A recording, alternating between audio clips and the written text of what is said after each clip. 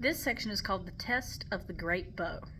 The main character in this section is actually Penelope, not Odysseus. Now, Penelope is queen of Ithaca.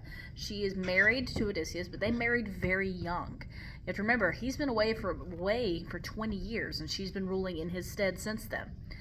Most of the people in Ithaca are okay with this.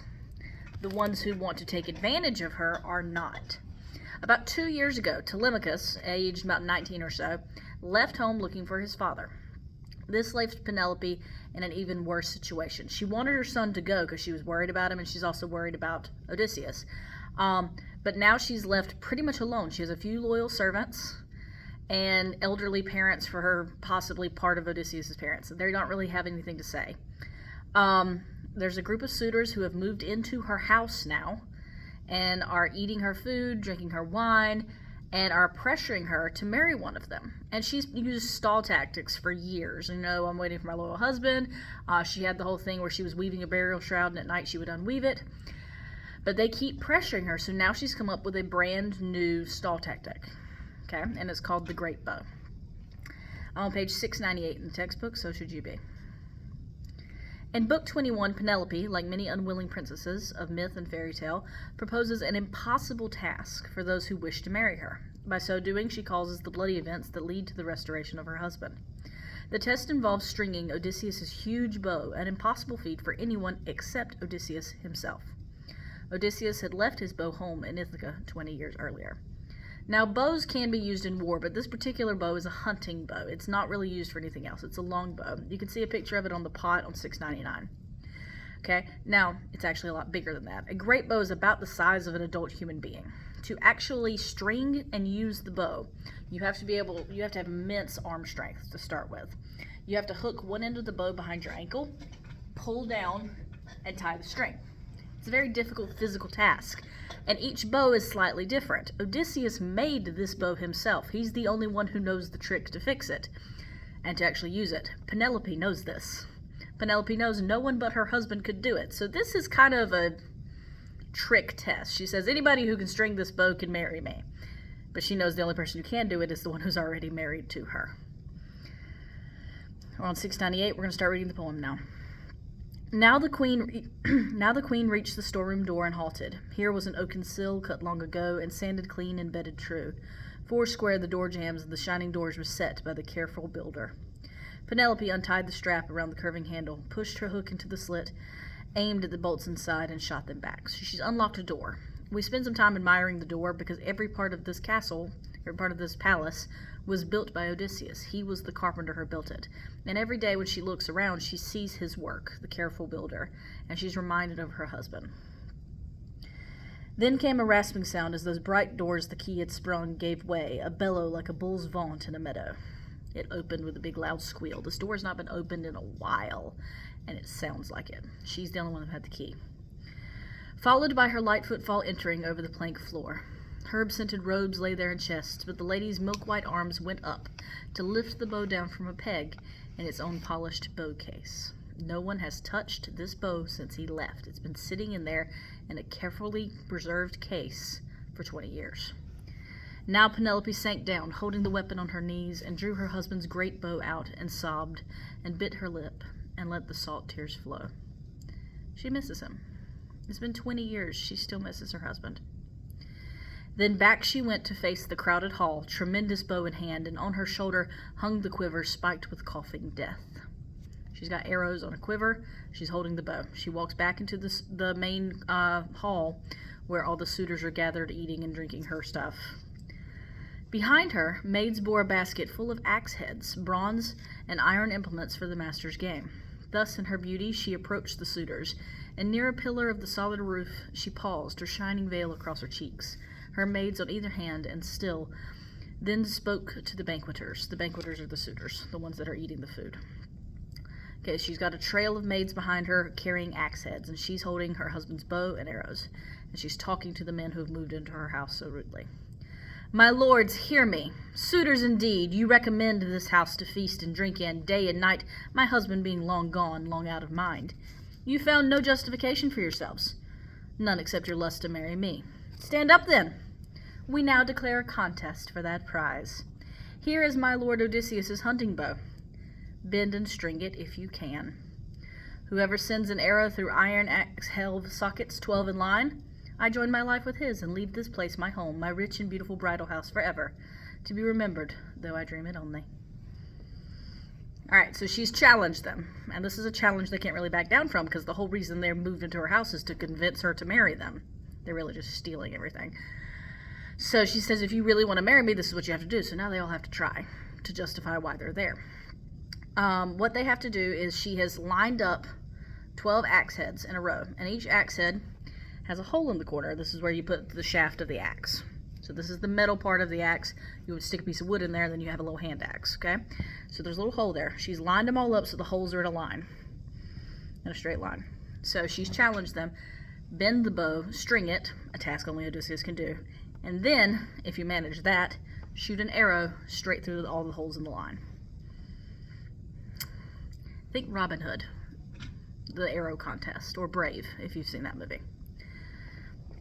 Many of the suitors boldly try the bow, but not one man can even bend it enough to string it. They try, they're bending it, they're struggling, they don't know the trick of it. They can't get it. 2 men had meanwhile left the hall, swineherd and cowherd, in companionship, one downcast as the other. There's 2 men here who were sad. Okay, it's a pig farmer and a cow farmer. Odysseus, who's there in his rough beggar costume, sees them leaving and follows them. He wants to know why they're leaving and why they look so sad. Outside the court, and comes up to them gently. You, herdsman, and you too, swineherd, I could say a thing to you, or should I keep it dark? I want to say something to you, but maybe I shouldn't. No, speak, my heart tells me. Would you be men enough to stand by Odysseus if he came back? Suppose he dropped out of a clear sky, as I did. Suppose some god should bring him. Would you bear arms for him, or for the suitors? He sees 2 men who are unhappy watching all of these men vying for his wife, and he wants to know if they're allies. So he goes out to them, still disguised, and says, if Odysseus showed up right now, how would you treat him? Would you follow him, or would you fight him? The cowherd said, oh, let the master come. Father Zeus, grant our old wish. Some courier guide him back. Then judge what stuff is in me and how I manage arms. Oh, I'd fight for him in an instant. Zeus, please let it happen. Likewise, Eumaeus, the same pig farmer from before, fell to praying all heaven for his return, so that Odysseus, sure at least of these 2, told them, I am at home, for I am he. He has now revealed himself, okay? He is revealing that he is Odysseus home at last to Eumaeus, the pig farmer, and the cow farmer, whom we're about to meet. I bore adversities, but in the 20th year I am ashore in my own land. I find the 2 of you, alone among my people, longed for my coming. Prayers I never heard, except your own, that I might come again. So now what is in store for you I'll tell you. If Zeus brings down the suitors by my hand, I promise marriages to both, and cattle and houses built near mine, and you shall be brothers in arms of my Telemachus. Here, let me show you something else, a sign that I am he, that you can trust me. Look, this old scar from the tusk wound that I got boar hunting on Parnassus. Shifting his rags, he bared the long gash. This is the cut on his calf that Eurycleia saw. Okay, so now he's revealed his identity. They can recognize him. They know exactly who he is. Both men looked and knew and threw their arms around the old soldier, weeping, kissing his head and shoulders. He as well took each man's head in hands to kiss, then said, to cut it short, else they might weep till dark, break off, no more of this. Anyone at the door could see and tell them. Drift back in, but separately, at intervals after me. Come on back inside the hall, follow me, but split up. Don't make it obvious that you're with me. Now listen to your orders. When the time comes, those gentlemen, to a man, will be dead against giving me bow or quiver. It's a lovely little bit of foreshadowing. They will be dead. But he's saying they're going to be dead set against it. They're not going to want to give me the bow and quiver. But I have to have it because I'm going to win this contest and humiliate them all. Defy them. Eumaeus, bring the bow and put it in my hand here at the door. Tell the women to lock their own door tight. Tell them if someone hears the shock of arms or groans of men in hall or court, not one must show her face, but keep still at her weaving. Philodius, that's the name of the cowherd. So the cow farmer's name is Philodius. Run to the outer gate and lock it. Throw the crossbar and lash it. So, my 2 loyal servants. Eumaeus, you make sure I get the bow. Philodius, you make sure nobody else comes in, and none of these guys get out. Lock the doors. Now Odysseus, still in his beggar's clothes, asks to try the bow. The suitors refuse to allow a mere beggar to try where they have failed. They say, no, he's not for that. But Penelope, who's been watching all of this kind of in dismay, and honestly, she's mostly sneering at them and how useless they are, insists the stranger should get a chance. Sure, why not? Let the beggar try. He's just as likely to marry me as all of you. Remember, she doesn't know it's her husband. The suspense is very great. By this act, Penelope has accepted her husband as a suitor. So we know that, she doesn't. And at this point, she gets up to leave. She's like, he might as well try, everyone else can. And she gets up with her maids to leave. Eumaeus, the swineherd, makes sure Odysseus gets the bow. That was his job. And he gets Eurycleia, the nurse, to tell Penelope, all right, it's time to go to bed, lady. Penelope and her maids, including Eurycleia, leave the room. Philodius locks the doors. He's barred the outside gates. No one can come in. No one can leave. But it's been done very, very quietly. So no one is aware that it has happened. Odysseus has already told Telemachus his job before they got there. Telemachus has been very quietly moving around the room and collecting all of the suitors' weapons. And at this point, the only person armed in the entire room is Odysseus with the hunting bow. And he's about to go hunting. And Odysseus took his time, turning the bow, tapping it every inch for borings that termites might have made while the master of the weapon was abroad. He's inspecting his old bow. He's also buying time for his men to do their things. Telemachus to get the weapons, Eumaeus to get all the women out, and Philodius to lock all the doors. The suitors were now watching him, and some jested among themselves. A bow lover, dealer in old bows. Maybe he has one like it at home, or has an itch to make one himself. Oh, he's not an archer. He's not a suitor like us. He's just playing around. He just likes the bow. See how he handles it, the sly old buzzard. And one disdainful suitor added this, may his fortune grow an inch for every inch he bends it. He's never going to be able to touch us with this. But the man skilled in all ways of contending, Odysseus, satisfied by the great bow's look and heft, I'm on page 702, like a musician, like a harper, when with one quiet hand upon his instrument he draws between his thumb and forefinger a sweet new string upon a peg, so effortlessly Odysseus in one motion strung the bow. He knows the trick. He made this bow. He twists and in one motion does what all of the suitors have tried and failed to do. He strings it. The bow is no longer a giant stick. It is a killing weapon.